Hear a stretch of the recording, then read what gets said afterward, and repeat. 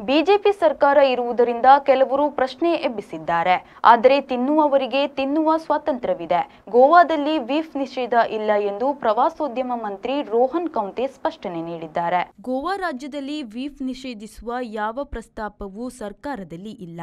ಮಾಧ್ಯಮಗಳಲ್ಲಿ ಮತ್ತು ಜಾಲತಾಣಗಳಲ್ಲಿ ಕೆಲವರು ಇದನ್ನು ಒಂದು ಮೋಜಿನ ವಿವಾದವನ್ನಾಗಿ ಮಾಡಿದ್ದಾರೆ. ಸರ್ಕಾರವು ಆಧ್ಯಾತ್ಮಿಕ ಟೂರಿಸಂಗೆ ಇತ್ತೀಚೆಗೆ ಒತ್ತು ನೀಡುತ್ತಿದೆ. ಗೋವಾವನ್ನು ದಕ್ಷಿಣದ ಕಾಶಿ ಎನ್ನುವುದು ನಡೆದಿದೆ. ಅದಕ್ಕಾಗಿ ಪರಂಪರೆಯಿಂದ ಜನರ ಆಹಾರವಾಗಿರುವ ಜಾನುವಾರು ಮಾಂಸ ನಿಷೇಧಿಸುವ ಉದ್ದೇಶ ಇಲ್ಲ ಎಂದು ಸಚಿವ ರೋಹನ್ ಕೌಂತೆ ಹೇಳಿದರು. ಗೋವಾ ವಿಶಿಷ್ಟವಾದ ಮತ್ತು ವೈವಿಧ್ಯತೆಯ ಸಂಸ್ಕೃತಿ ಹೊಂದಿದೆ. ಅದಕ್ಕೆ ಧಕ್ಕೆ ತರುವ ಯಾವ ಪ್ರಯತ್ನವನ್ನೂ ಮಾಡುವುದಿಲ್ಲ.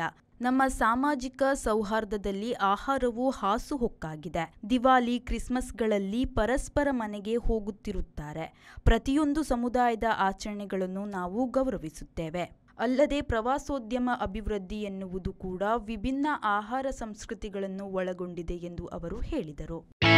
Ideal ice cream, milky way to your heart.